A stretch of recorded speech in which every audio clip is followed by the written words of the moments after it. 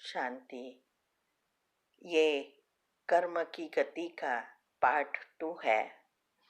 हमने कर्म की गुह्य गति पार्ट 1 में सुना कि अभी जो व्यक्ति पाप कर्म करते भी सुख ही दिखता है, वो सुख उनका पिछले जन्मों का संचित पुण्य कर्म की प्रारब्ध है।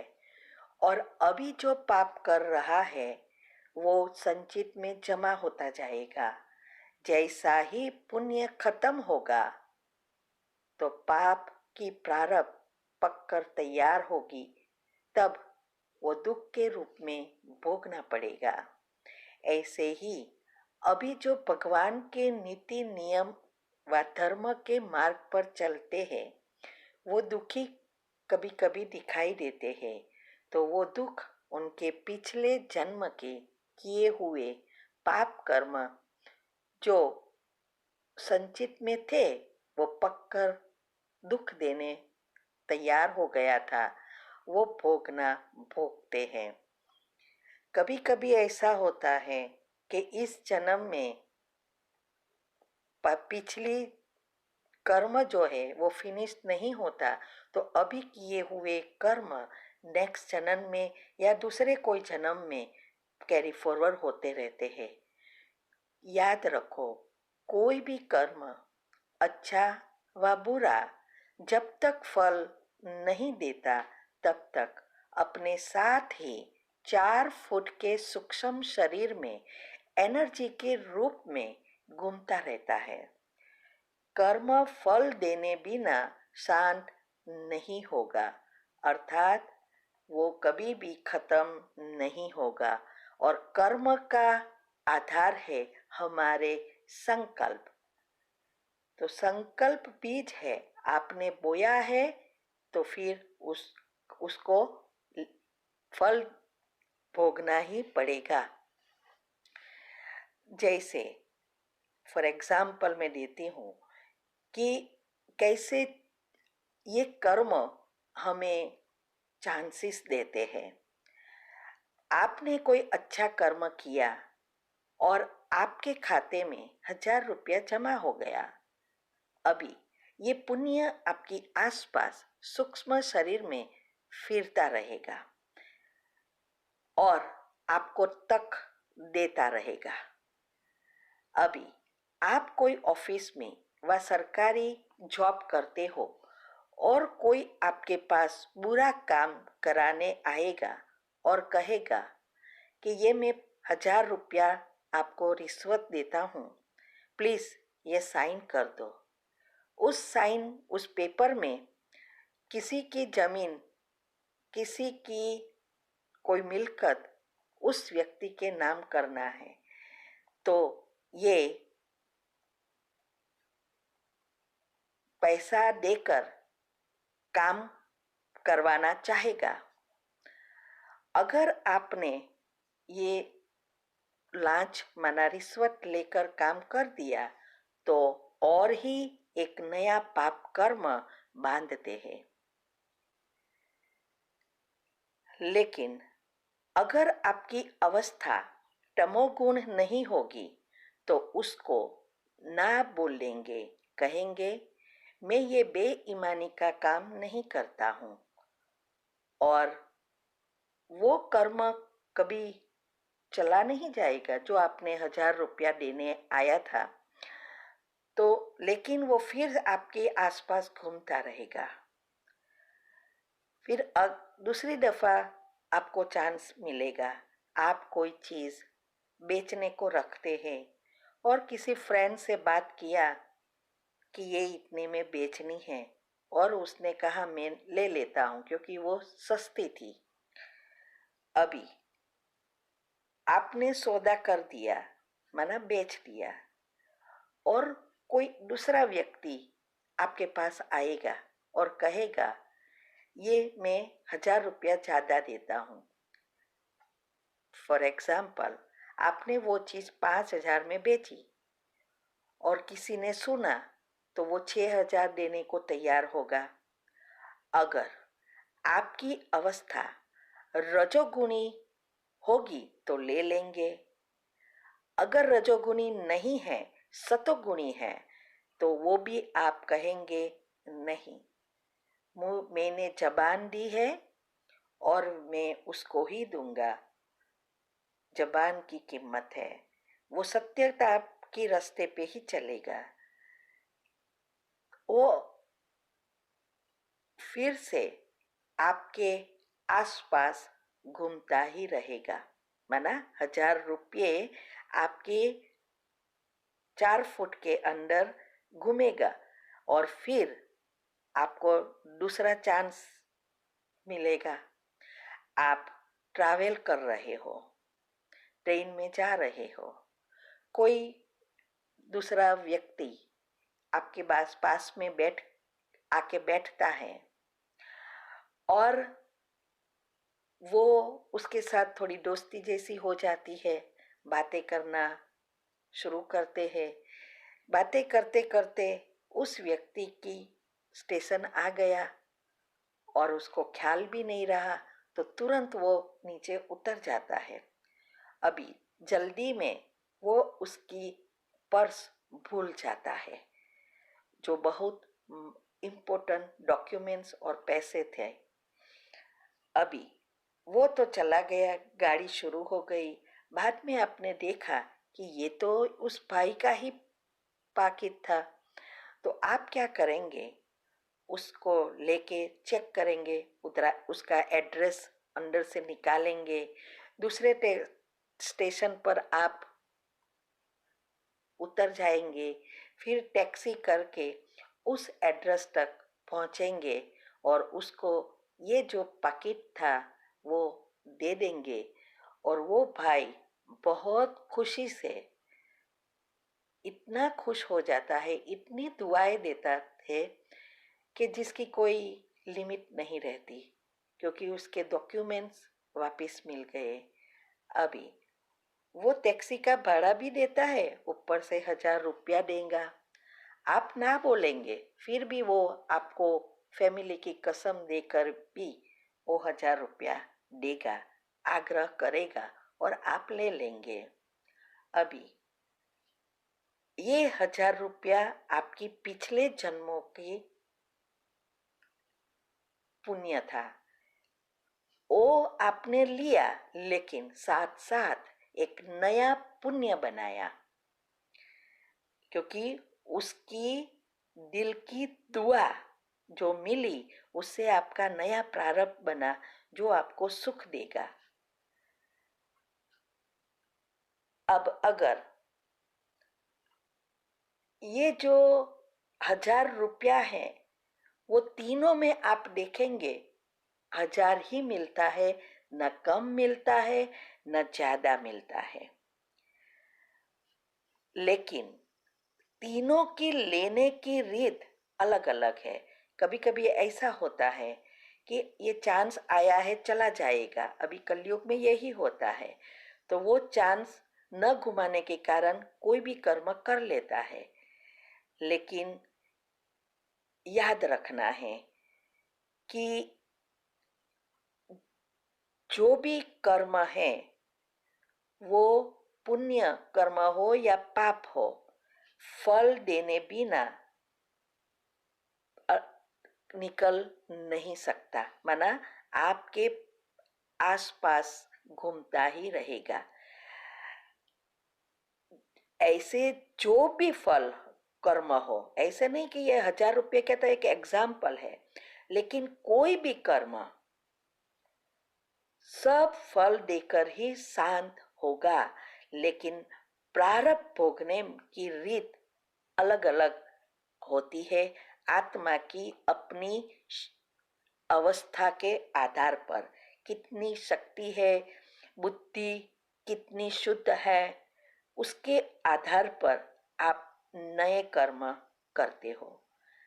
जैसे सतोगुणी आत्मा है, वो अच्छा ही कर्म करूंगा, फल मिले या न मिले ऐसी उसकी हमेशा भावना रहती है। रजोगुणी आत्मा की भावना कर्म करूंगा लेकिन फल जरूर मिलना चाहिए। और तमोगुणी जो आत्मा है पहले फल बाद में काम करूंगा। अभी दूसरा मैं एक एग्जाम्पल देती हूँ डॉक्टर का। चलो कोई हमारे घर में बीमार हुआ और डॉक्टर को बुलाने गए, तो उस समय उस डॉक्टर की आत्मा की अवस्था क्या है उसके आधार पर वो आपके साथ व्यवहार करेगा। पहले जो सतोगुणी डॉक्टर है, माना वो आत्मा डॉक्टर की है, तो तुरंत ही बैग लेकर आपके साथ आएगा। आप पूछेंगे डॉक्टर आपकी फीस कितनी होगी, तो कहेगा पहले मुझे दर्दी को देखने दो, ठीक करने दो, बाद में देखेंगे। तो आपकी मन से दुआ निकलेगी कि नहीं निकले? दुआ ही दुआ निकलेंगे और आप राजी होकर उसकी फीस देंगे। दूसरा, जो रजोगुणी आत्मा है माना डॉक्टर है, वो कहेगा दर्दी को अच्छा करने की कोशिश मैं जरूर करूंगा, लेकिन मेरी विजिट की फी इतनी है वो आपको देनी पड़ेगी। माना वो सौदाबाजी करके फी लेता है, करूंगा लेकिन मेरी पैसा नहीं छोड़ूंगा। और तमोगुणी अवस्था जो होगी डॉक्टर की, तो वो कहेगा पहले मेरी फीस इतनी है वो मुझे दे दो, रखो फिर मैं आऊंगा। तो आप सोचो अगर ऐसे डॉक्टर होते तो क्या होता, आपके संकल्प कैसे चलते? हाँ? उस समय रात का समय होता है, आपके घर में पैसा नहीं होता है और यहाँ तहाँ ढूंढना पड़ता है। एक साइड पर वो दर्दी पेन से रो रहा है, तो ये सब आपका ही नहीं घर के सभी मेंबर्स की क्या चलेगी? यही सोचेंगे ना कि इस डॉक्टर को पैसा की पड़ी है, हमारी इस मनुष्य को दर्दी की कोई पड़ी नहीं है। और अंदर से इतनी संकल्प रॉन्ग नेगेटिव संकल्प चलेंगे, पैसा ढूंढने जाएंगे तो भी समय भी लगेगा और अंदर से अंतरात्मा इतनी ककड़ेगी, माना बद्दुआ ही निकलेगी, तो वो और ही पाप कर्म बनाएगा।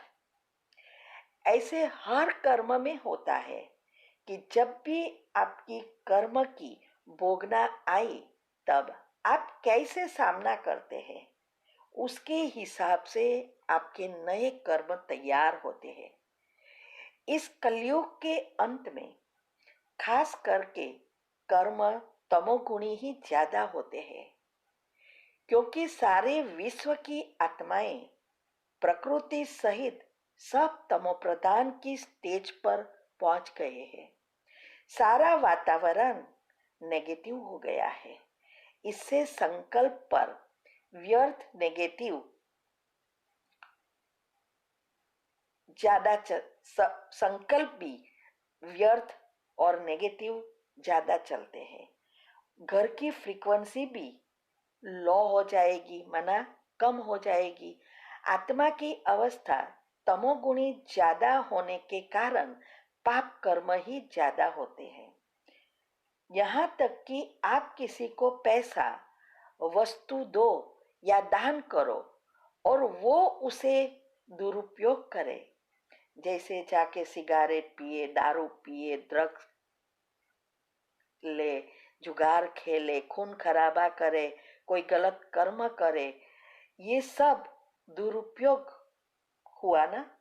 तो वो जो भी उस पैसे का उपयोग करेगा, तो वो भी आपके पाप आपके खाते में जमा होगा, आप पाप के भागीदार होंगे, क्योंकि हमने ही उस खराब कर्म करने के लिए उसको सहयोग दिया।